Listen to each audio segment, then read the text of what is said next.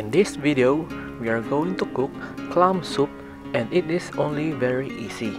We are going to need onion, ginger, garlic, tomatoes, and ground black pepper. First, we are going to boil 2 liters of water and add the chopped tomatoes, ginger, garlic, and onions, and let it boil.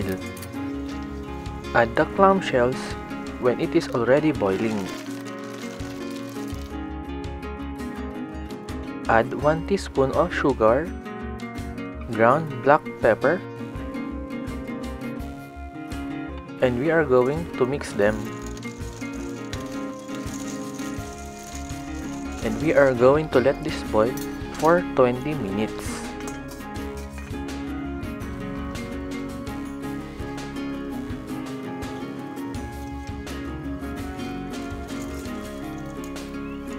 And now it is cooked